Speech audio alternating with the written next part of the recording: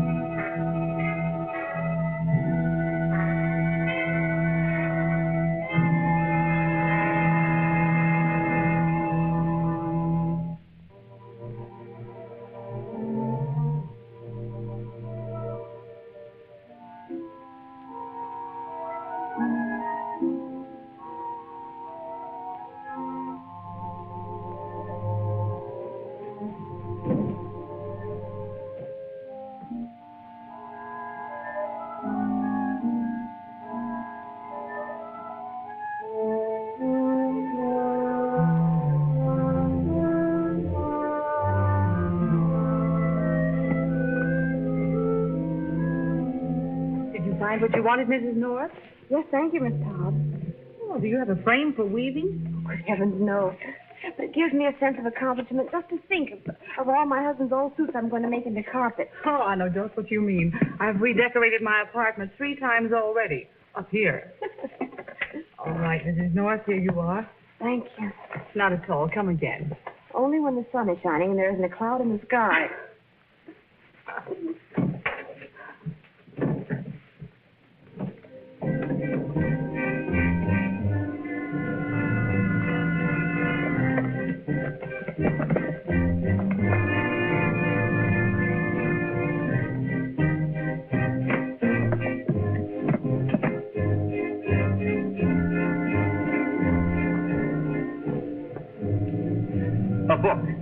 A book was taken out of here. What kind of a book, and what was it about? About so big. It was...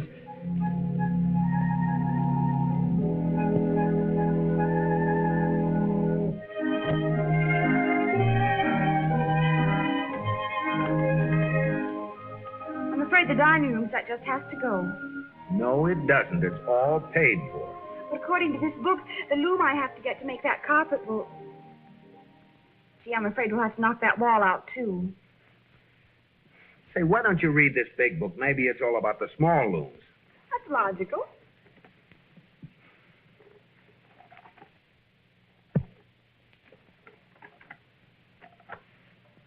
You're right.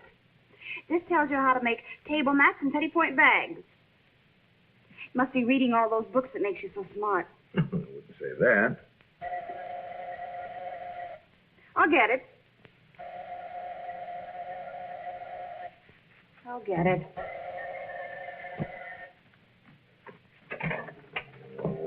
The book. That's the one. This book? Why, I must have it. well, now, see here, I just took it out from the library. No, wait. Come back here. There's my book. What's the matter? Oh, he's gone. How do you like that? Why would a young man like that be interested in weaving? Oh, he Probably wanted the book for an old aunt or something. Ants don't weave. You're thinking of spiders. Where'd this come from? Maybe this is what he was looking for. Can you make out that name that's scratched out? Potter, I think it is. Potter Industrial Research Laboratory.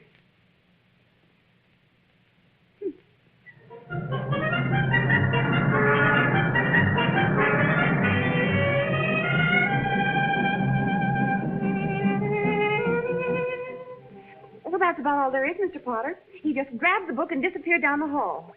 Have you any idea who it might be? A customer may... Excuse me. Here are the results of that fabric test, Mr. Potter. Oh, this is one of my assistants. Ernest Boudreau. Mr. and Mrs. North. How do you do? Do you have other assistants, Mr. Potter? Yes. From your description, I would say that the young man you encountered was Martin Everett. Sorry to say that Martin is, well, shall we say, highly emotional. He's been working too hard recently, and I'm afraid he's on the verge of a nervous breakdown. Perhaps that might explain his behavior.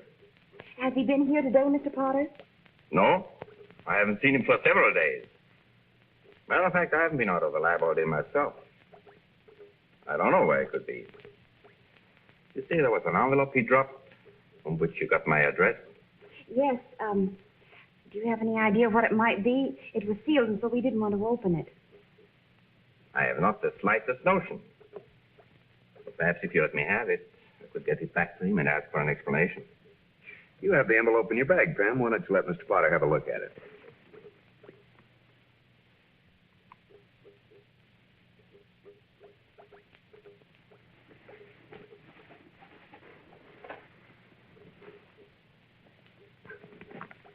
Silly of me. I forgot it, and I left it home. I'll have to mail it to you, Mr. Potter. And if you do locate Mr. Everest, would you please ask him to return the book? After all, it is charged to me, and I don't particularly feel like paying for it. Oh, that's my wife, Mrs. Potter. Mr. and Mrs. North. How do you do, Mrs. Potter? Well, you needn't come with us any further, Mr. Potter. We'll find our way out. Don't want to keep you from your work any further. Nice to meet you, Mrs. Potter. Good night.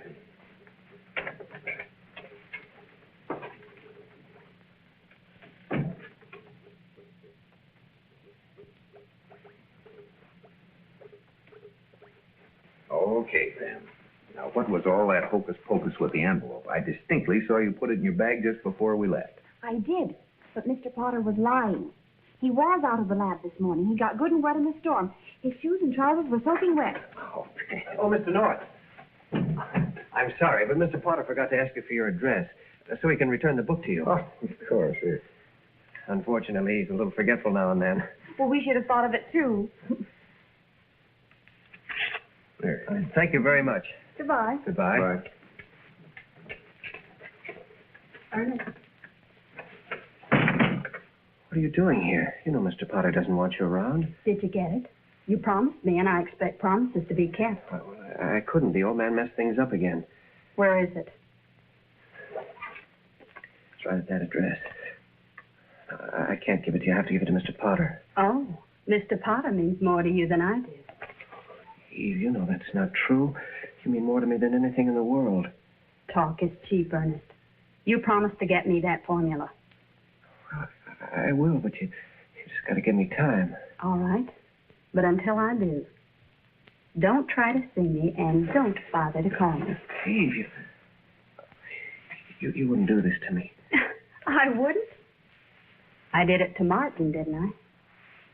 Now, Ernest, why don't you be a good boy and get me that formula? It can mean an awful lot to both of us.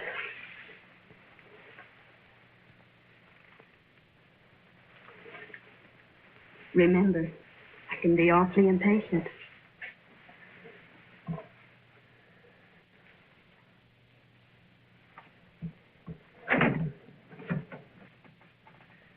But, darling, what does homicide have to do with a book?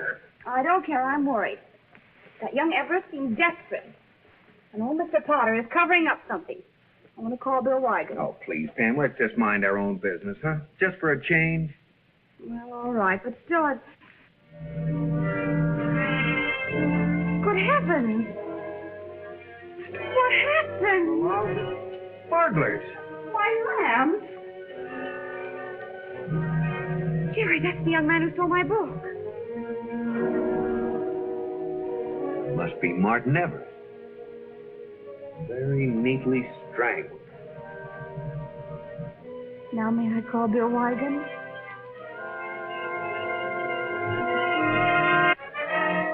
Oh, this is a curtain cord. It came from here. Whoever did it let himself in with a pass key and then hid when Everest came in.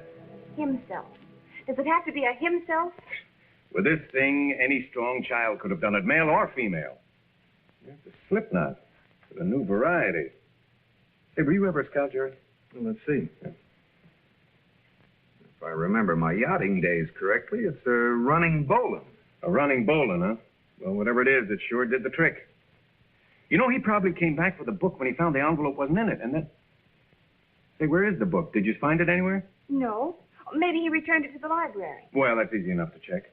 Look, Pam, would you get me that envelope? In view of the circumstances, I think we can open it. In my bag on the bed. I'll get it. Good. Well, where do we go from here, Bill? I wish I knew.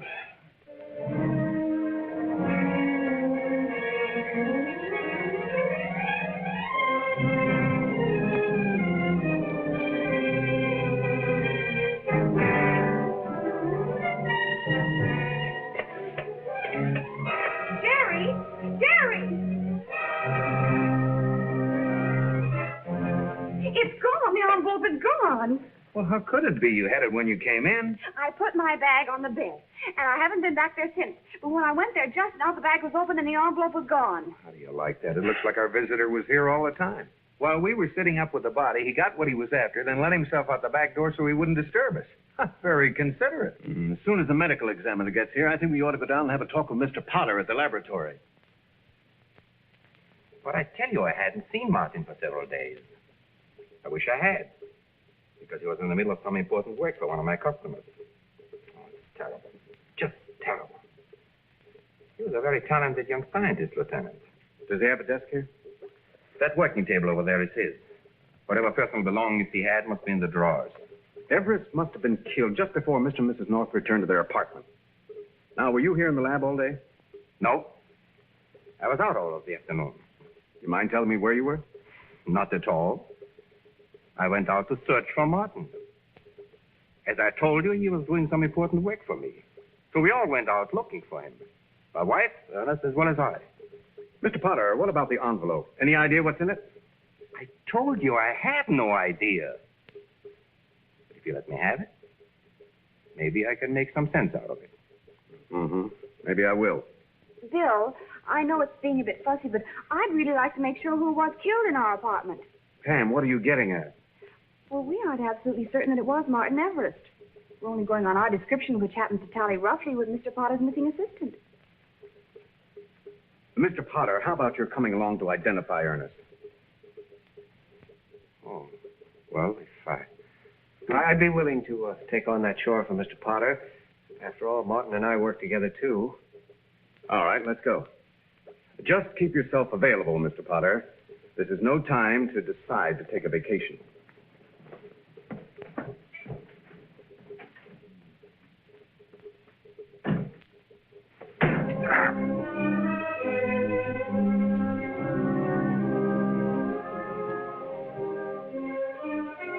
What did they want?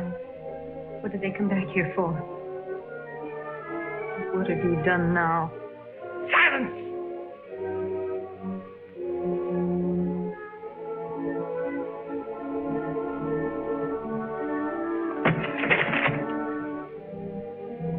I told you repeatedly not to talk to me unless I give you permission. I have a great deal on my mind. I will not extend that. You're not to talk to anyone without my permission. Is that clear? Is that clear?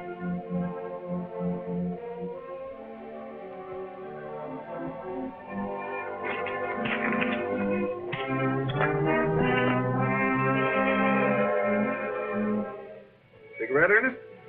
Thanks, Mr. North. I don't smoke. After that ordeal at the morgue, Ernest, you deserve a cup of coffee. I could really use it, Mrs. North. Thank you. Silly in here, Jerry. Would you mind pulling the drapes? Oh, don't bother. All right, I'll do it. Thanks.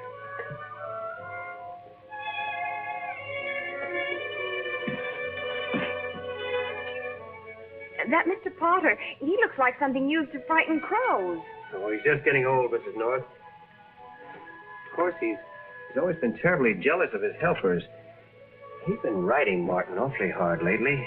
I don't know what it was about, but Martin seemed really afraid. He certainly seemed upset when he came here today. I'll get it. Sugar? Hello? Yes, a small, please. It's for you, Ernest. Thank you. Yes? This is Eve, Ernest. What are we waiting for? Mrs. Potter told me where you were, that's how. Careful?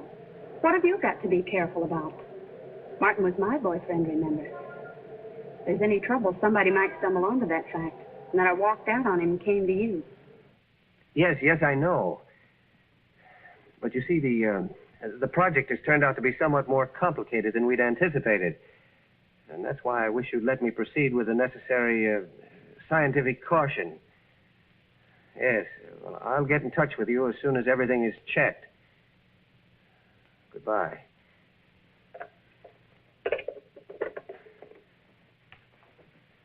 Some of our customers expect miracles overnight.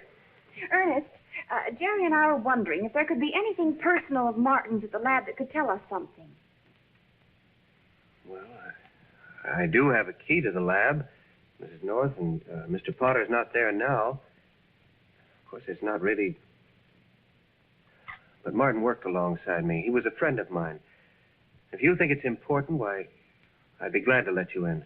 Well, it is important, Ernest. Get your coat, Pam. Before we go, I have to leave a note for the cleaners. Yeah, would you like to finish your coffee? No, thank you. We'll get a taxi downstairs. Right. Here, Pam. Thank you. I'll leave the note here on the door. All set, Ernest? Right.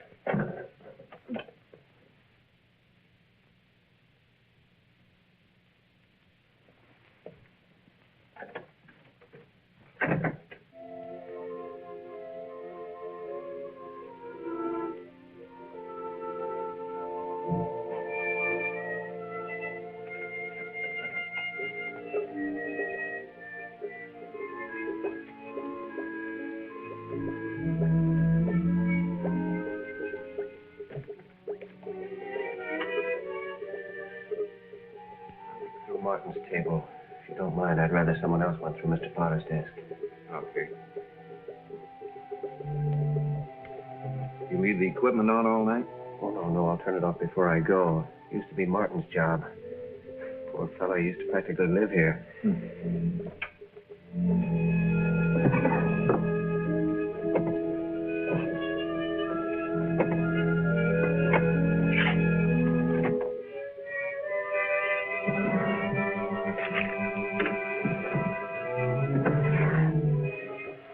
Look what I found. It's the book the envelope was in. Looks like you were right, Ernest. Mr. Potter is getting very forgetful. He shouldn't leave things like this lying around. Looks bad, doesn't it? Means Mr. Potter has a few things to explain. This book is one of them. Quick, put out the lights.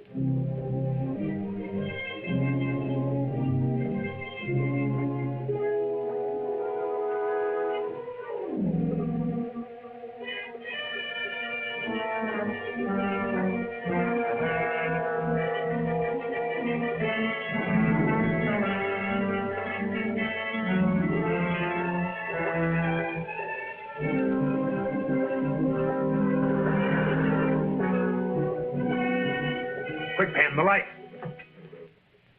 Put that down! I don't know what you're doing here, but I do know you'll get the end of this across your skull if you move one more step toward me. We shall have you arrested for trespassing. You have a good many things to explain. So have you, Mr. Potter. Why did you come back here tonight? To turn off the burners. A job usually performed by one of my assistants.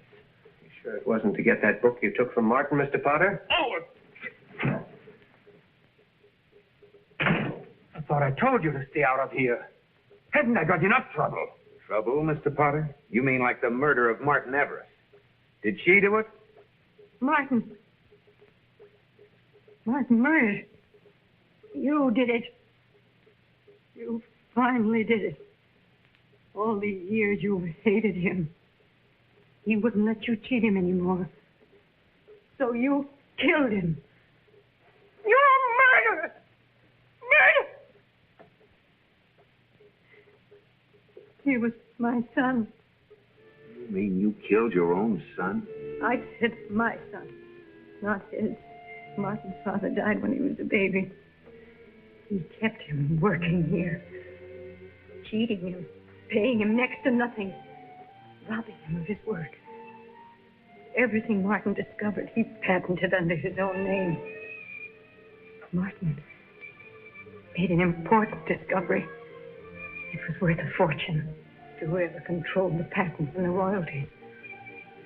That's what was in the envelope. The details of Martin's process. He couldn't get it any other way.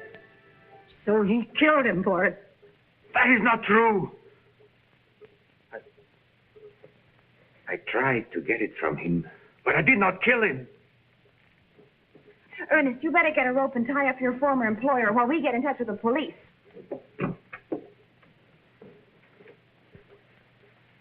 Sorry, Mr. Potter. I didn't do it. Something must be wrong. You've got to believe me.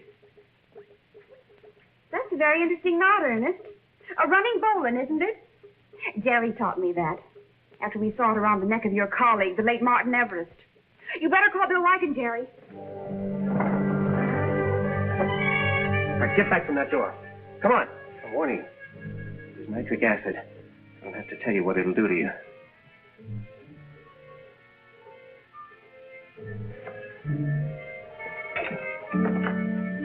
You shouldn't have been the one to ask us for our address, Ernest. And you shouldn't have been so familiar with the drapes in our living room. And you were a little too reluctant to search Mr. Potter's desk.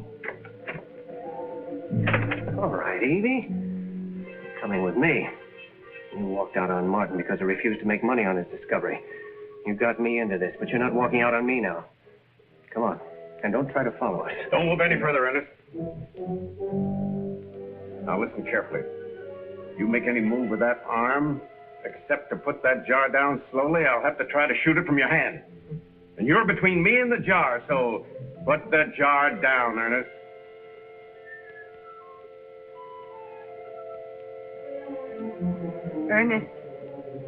Ernest, look at me.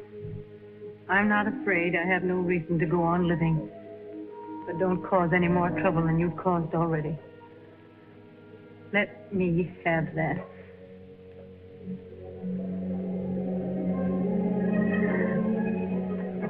All right, Lieutenant. Take away, Mike. Oh, thank you, Bill. I'm glad you understood my note. I knew you weren't moving to any new address. Pam, you'll give me gray hair yet. Well, I'm sure that Mr. Potter can develop a good dye for you.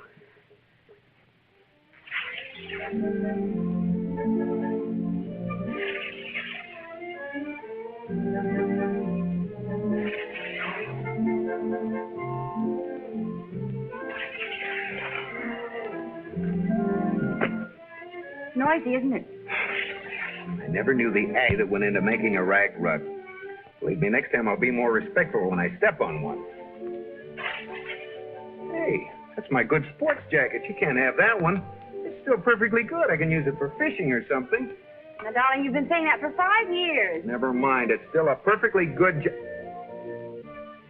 Jerry, I'm going to love this carpet. It's going to have so much of you in it.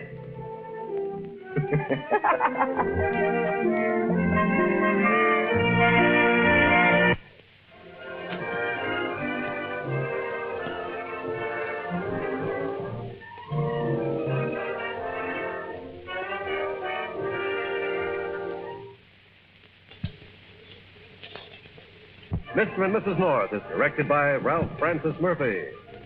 A John W. Loveston production. Produced by Federal Telefilm. Starring Barbara Britton and Richard Denning, featuring Francis DeSale.